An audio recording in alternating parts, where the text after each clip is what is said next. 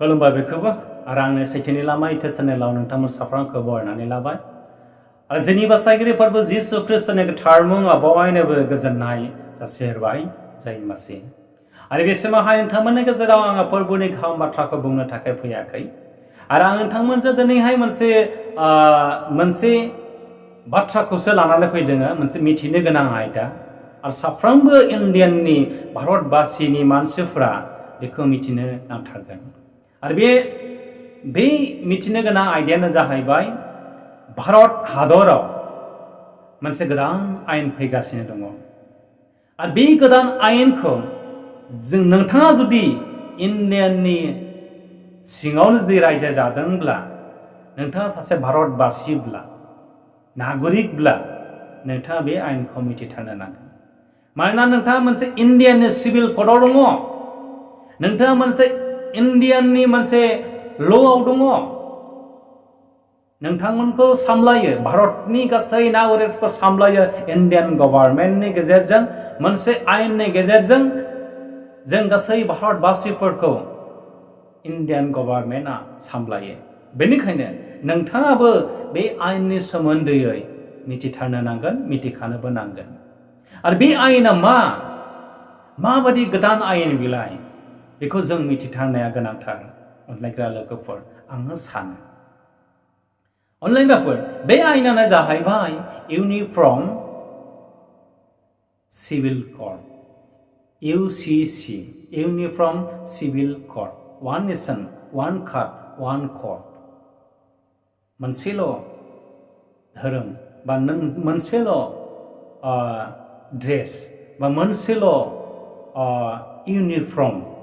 आरो मोनसेल' सिभिल मोनसेल' क'ड जानो मोनसे आयेन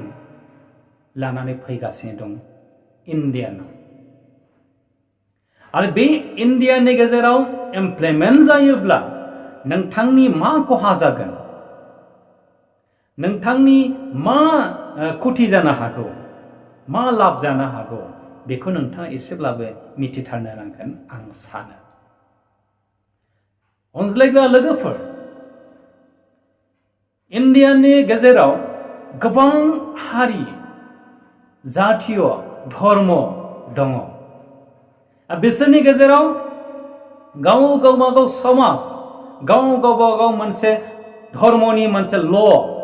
गावबागावनि मोनसे समाजनि मोनसे निथि रिथिफोर दङ गासैबो एखे नङा गुबुन गुबुन बेखौ जोङो एसे सिङाव हाबोब्ला मिथिगोन इन्डियाननि ल' मथे मा गासै इन्डियाखौ गासै भारतबासिनि मानसिफोरखौ सामलायनो थाखाय इन्डियाआव मोनसे ल' दङ क्रिमिनेल ल' होननानै बुङो जाय सुबुङा गुबुन सुबुंखौ हत्या खालामगोन गुबुना गुबुन सासेखौ गाज्रि खामानि मावगोन गाज्रि हाबायाव लोब्बा थागोन बेबादि मानसिफोरखौ सामलायनो थाखाय क्रिमिनेल ल' दङ इन जेनेरेल मोनसे आयेन इन्डियानि गेजेराव आरो मोनसे मुस्लिम ल' दङ अल इन्डिया मुस्लिम ल' दङ बे मोनसे मुस्लिम धर्मनि मुसलमानफोरनि मोनसे आयेन आरो बे आयेन मथे माबादि बिसोरनि आयेना गावसिनि जातीयफोरनि गेजेरावसो मुस्लिमफोरनि गेजेरावसो बियो इमप्लिमेन्ट जायो बे इन जेनेरेल जाया बेबादि मोनफा मोनफा सिभिल क'ड मोनफा क'ड दङ ससाइटि दङ जेरै हिन्दुफोरनि बादिब्ला हिन्दुआ मोनसे ल' दङ हिन्दु धर्मनि मोनसे हिन्दु मेरिज एक्टनि 1955 आव मोनसे आयेन इमप्लिमेन्ट खालामदों हिन्दुनि ल' बादिब्ला सासे जोहोलावा सासे सिख्लाखौ हाबा खालामोब्ला बेखौ माबा मोनसे बिथिक्रमाव जुदि हाबा खालामनायनि उनाव गारफिनोब्ला बियो डाइभर्सनि मोनसे लेखा बिलाइ होनांगोन लेखा लानांगोन नङाब्ला जोंनि बर' समाजनि बादिब्ला फाथैलाइ बिसिनाय बे मोनसे हिन्दु ल' बेबादि मोनसे ल' दङ आरो सासे मानसिया गावनि हिन्जावखौ डाइभर्स खालामालासिनो गुबुन हिन्जावखौ गोसोबादि बियो हाबा खालामनो हाया बेयो हिन्दुनि ल'आव बे गैया नाथाय बे ल'खौ सिफायनानै गासै हिन्दु धर्मनि मानसिफ्रा गावबा गावनि सुबिदाबादि गावनि गोसोबादि हाबा लादों गावनि गोसोबादि लानानै खारदों गावनि गोसोबादि जेमोन थेमोन हाबा लादों गावनि मोनसे ल'खौ फल' खालामाखै गावनि मोनसे एक्सट्रा ल'आव बिसोरो थायाखै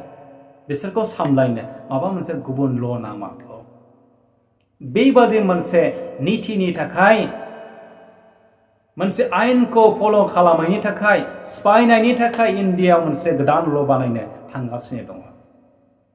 आरो मोनसे मुस्लिमनि ल'आवबो बेबादि मोनसे गावनि हिन्जावखौ गारालासिनो साब्रैसिम हिन्जाव लानाय बेबादि मोनसे मुस्लिम समाजाव दङ बेयाव जेबो मोनसे सोदांनाय गैया बेयाव मोनसे रायथानाय गैया बेबादि गोसोबादि थालाक खालामालासिनो गोसोबादि हाबा खालामनाय मुस्लिम समाजाव दङ आरो बिसोरना बेबादि गावनि हिन्जाव गारनाया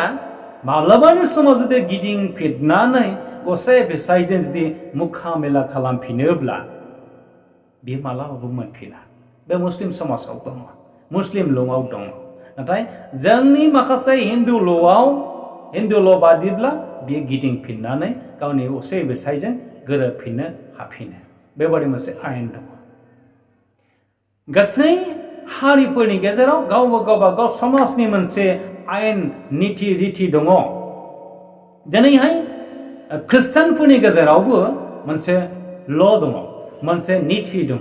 आरो जाय ल'आ गभर्नमेन्टनि पल'बादि गभर्नमेन्टनि आयेन बादि कर्टनि मोनसे राइट्स दं जोंनि ख्रिस्टियानफ्रा हाबा खालामो हाबा होयो आरो ख्रिस्टियान हाबाजों जायफ्रा ख्रिस्टियान हाबा खालामबाय बियो हिन्जावा थैयागौ माने गुबुन हिन्जावखौ बियो हाबा खालामनो मोना आरो ख्रिस्टियान हाबायाव गारलायलायनाय गैया ख्रिस्टियान समाजाव ख्रिस्टियान ल' बादिब्ला गारलायलायनाय गैया आरो गारलायलायनायबो मोना हाबाबो लाफिननाया गोनां हाबाबो लाफिननाय गैया गावनि हिन्जावखौ गसाइखौ गारनानै गुबुन हिन्जावखौ हाबा खालामनाय ख्रिस्टियानाव गैया आरो बेयो जानायबो नङा बे मोनसे गावबा गावनि मोनसे एक्सट्रा मोनसे ल' नाथाय बे इउनिफर्मा फैयोब्ला बे गासै आयेनफ्रा दानजानोबो हागौ सोरनिबा थाखाय मोजां सोरनिबा थाखाय गाज्रि सोरनिबा थाखाय खैफोदबो जानो हागौ आरो बबेबा जातिफोरनि थाखाय बा बबेबा धर्मफोरनि थाखायब्ला जोबस्रांनायनिबो जानो हागौ बिसेस जों ट्राइबेलफोरनि थाखाय जों ट्राइबेलफ्रा एक्सट्रा मोनसे नीति रीति दङ समाज दङ जोंहा एक्सट्रा मोनसे समाज दङ गाव खुंथाय मोनसे समाज दङ बे समाजखौ जुदि गासैखौबो डिनाय खालामजोबनानै इन्डियानि मोनसे इउनिफर्म सिभिल कर्टनि गेजेरजों जुदि जों थांनो गोनां जायोब्ला जोंनि कालचारेल जोंनि मोनसे नीति रीति बियो जोंनि आजौ आजायफोरनि मोनसे समाजनि मोनसे सोलिनाय बेफोरो जोबलांनोबो हागौ बेबादि मोनसे आयेन फैगासिनो दं अनलायग्राफोर हयतोबा जों ख्रिस्टियानफोरनि थाखाय बेयो मोनसे जोबस्रांनायनिबो मोनसे जोंनि ल'खौ फोजोबनायनिबो मोनसे प्लेननिबो जानो हागौ हयतोबा माबा मोनसे मुस्लिमफोरनिबो जोबस्रांनायनिबो जानो हागौ हयतोबा हिन्दुफोरनिबो मोनसे गाज्रिबो जानो हागौ बेबादि जेराव जि आयेनखौ इमप्लिमेन्ट खालामगोन बे आयेना माबा मोनसे हानजानि बादि जानोबो हागौ बेबादि हानजाफोर फैयोब्ला बेबादि हानजानि बादि फैयोब्ला जों मा जागोन बेनिखायनो साफ्रोमबो नागरिकआ मिथिनो गोनां आरो सांग्रां जानो गोनां आरो साफ्रोमबो मानसिफ्रा बेखौ नोजोर होनांगोन आरो गावबा गावनि कमेन्ट्सफोरखौ होनांगोन नंगौ कमेन्ट्सफोरखौ होथारनो नांगोन बेनिखायनो आं बे आयेननि सोमोन्दै आङो सुंद' मेलेमजों आङो बे आयेनखौ नोंथांमोननि गेजेराव फोरोंबाय बा लाबोबाय नोंथांमोना एसे मिथिनानै लादो इन्डियानि गेजेराव बे आयेना फैयोब्ला जों मा जागोन बा नोंथाङा मा जागोन सोरनिबा खहा जानो हागौ नामा सोरनिबा जोबस्रांनाय जानो हागौ नामा बेनिखायनो साफ्रोमबो इन्डियान नागरिकआ इन्डियान बासिया बेखौ साननो गोनां इन्डियाननि मानसिफ्रा बे आयेना मा one nation one card one job one court one civil खालामनो थाखाय इन्डिया गभर्नमेन्टआ बेखौ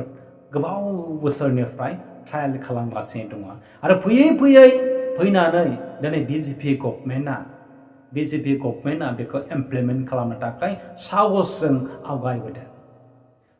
आवगायबोदों गोबां बोसोरनि सिगां गोबां हानजाफ्रा पलिटिकेल पार्टिफ्रा लिडारफ्रा गभर्नमेन्टआ बेखौ खालामनो थाखाय साहस लायाखैमोन नाथाय दिनैहाय